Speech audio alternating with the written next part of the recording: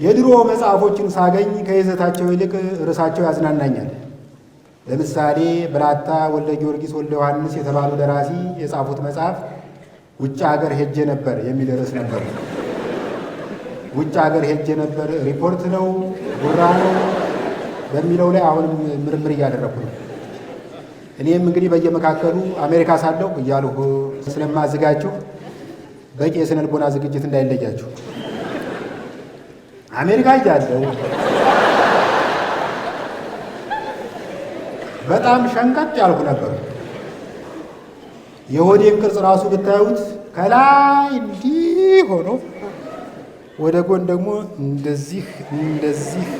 እንደዚህ ተሰምሮ ምን ልበላችሁ የሆነ ከስጋና ከጅማት የተሰራ የባቡር ሀዲድ ነበር የሚመስለው። እዚህ ሀገር ስመጣ ያም ሲጋብዘኝ ስበላ፣ ያም ሲጋብዘኝ ስጠቀጥቅ ተነፋፋሁ፣ እንደ ራሽያ ወደ ጎን ተስፋፋ። በነገራችን ላይ ቦርጭ በአግባቡና በደረቡ ሲሆን ጸጋ ነው። በሲክስ ፓክ ላይ ቦርጭ መደረብ ግን በራስ ላይ እጅግ አሰቃቂ ወንጀል እንደመፈጸም ነው። አስበው፣ አጭር ሆነ በሲክስ ፓክ ላይ ቦርጭ ስትደርብ ወደ ምን እንደሚመስል ታውቃለህ? 3 ቦታ የታሰረ የማር ከረጢት ነው የሚመስለው። መፍትሄ ፍለጋ ዙሪያዬን ማማተር ጀመርኩ። የሆነ ጊዜ ላይ በ10 ቀን ውስጥ ቦርጭ እናጠፋለን የሚል ማስታወቂያ አየ። በፎቶሾፕ መሆን አለበት። በሌላ ቀን ደግሞ ቦርጭ በጸሎት አጠፋለሁ የሚል ነብይ በቲቪ አየ። እኔ የጸሎትን ኃይል አልንቅም፣ ግን በጸሎት የሸንቃጣ ሰውነት ባለቤት ትሆናለህ ብዬ አላምንም። ምናልባት ከጸሎት በኋላ የተባረከ ቦርጭ ባለቤት ልትሆን ትችላለህ።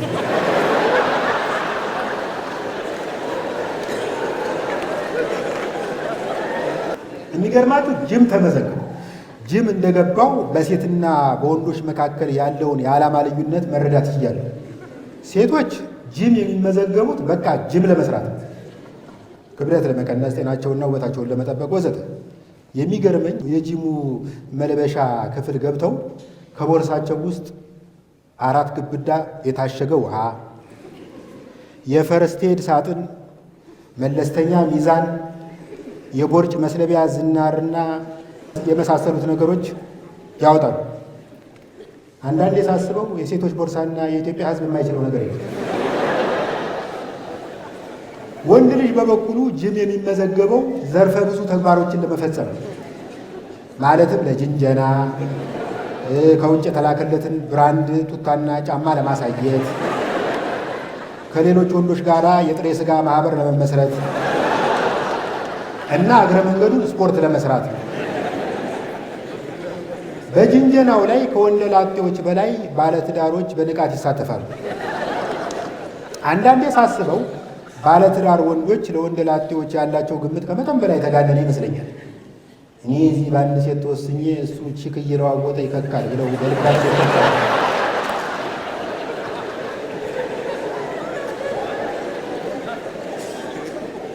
እውነታው ግን ከዚህ በጣም ይርቃል። ባለትዳሩ በየአሳቻ ቦታው የተገኘችውን ብርቅዬ አጋጣሚ ለመጠቀም ተፍ ተፍ በሚልበት ሰዓት አብዛኛው ወንደላጤ በጊዜ ገብቶ ነጭ ሽንኩርቱን አፉ ላይ፣ ነጭ ጋቢውን ትከሻው ላይ ጣል አድርጎ ሶፋው ላይ ተጋድሟል። እኔ ገና ጅም በጀመርኩ ሰሞን አንዲት ደልደል ያለች ሴት ጠጋ ብዬ ማውራት ጀመርኩ። ወሬው ወደ ጅንጀና ማዘንበል ሲጀምር ሴትዮዋ ወንድሜ ኧረ ገና ከወለድኩ 30 ቀን ነው።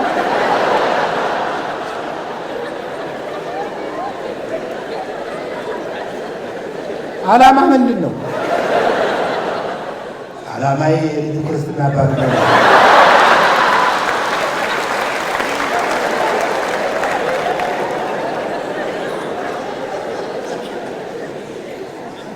ጅም የምንሰራበት አዳራሽ በጣም ሰፊ ነው። እኔና ቦሌ የተባለ ጓደኛዬ መስኮቱን ከፍተን ከመስኮቱ አጠገብ እንፈጋለን።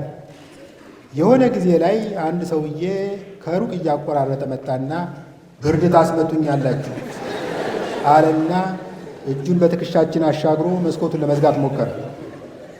ጓደኛዬ ወንድሜ የኔ አባት ዶክተር ነው፣ ብርድ መምታት የሚባል ነገር ሳይንሳዊ አይደለም፣ ይልቅ በዚህ መጠን በታፈነ አዳራሽ ውስጥ ስፖርት መስራት በራስ ላይ የኬሚካል ጦር መሳሪያ እንደመተኮስ ይቆጠራል።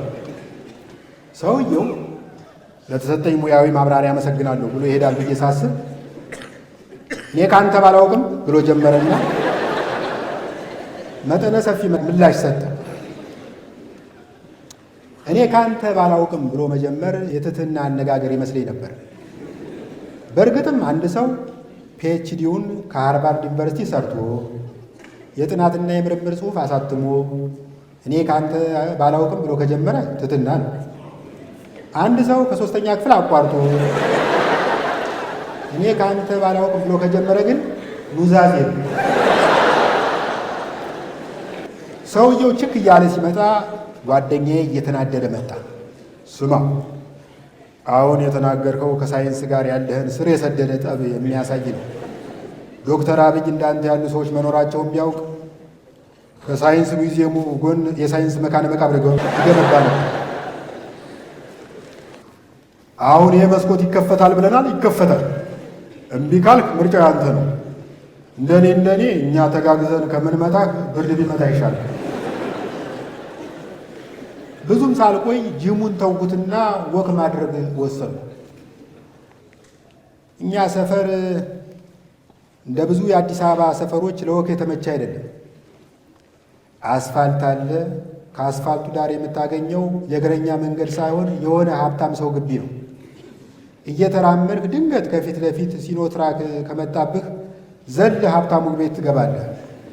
ከመኪና አደጋው ብታመልጥ ዘበኛው ይገላል። አሳቻ መንገድ ላይ በእግር መሄድ ብዙ አደጋ ያጋጥሟል። ከጥቂት ሳምንታት በፊት አድዋ ድልድይ አካባቢ ወክ እያደረኩ ሳለ አንድ ጎረምሳ በሞተር እያለ መጣና እጄ ላይ የነበረውን ምን የመሰለ የተጠበሰ በቆሎ ሞጭለፍ አርጎ ተፈተለለ። እንዴ ለበቆሎ ጥብስ ይሄኛል ስለው ለዛሬ ልምምር ላይ ስለሆነ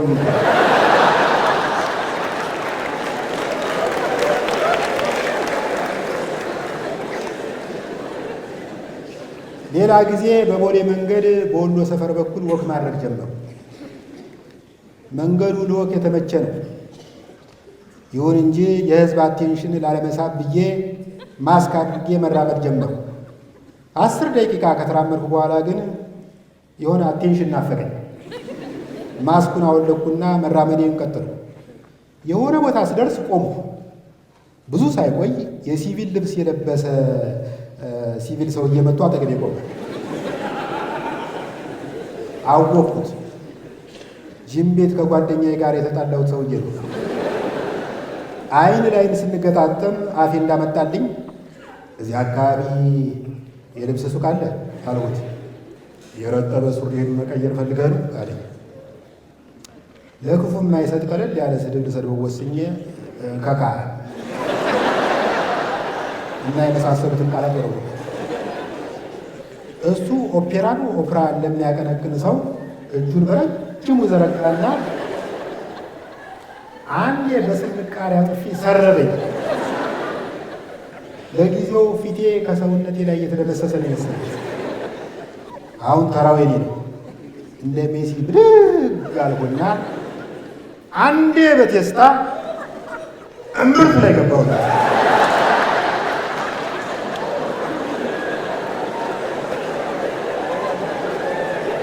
ብቻ ተያይዘን እንደ ጓይ ሲያነጥረኝ እንደ ክክ ሳሰጠው አንድ 10 ደቂቃ ያክል ቆየ። ወዲያው ድንገት ከየት መጣ ያልተባለ ዝናብ መውረድ ጀመረ። የምህረት ዝናብ። ለካ ገላጋይ አተን ነው እንጂ ሁለታችንም ድብድቡን የሆነ ቦታ ላይ ማቋረጥ ፈልገናል። ለቀቀኝ፣ ለቀኩት። ከዝናቡ መጠለያ የምንፈልግ አስመስለን በየተቃራኒው አቅጣጫ ለመሮጥ ተዘጋጀ። ወዲያው ግን ድንገት ከመንገዱ ዳር ሆና ድብድባችንን በተመስጦ ስትከታተል የነበረች ፓርኪንግ የምትሰራ ሴት ቆይ አንዴ አለችና ለሁለት ሰው የሚበቃ ግብዳ ጃንጥላ ይዛ ግን እየሮጠች ነበር። እመለሳለሁ። አመሰግናለሁ።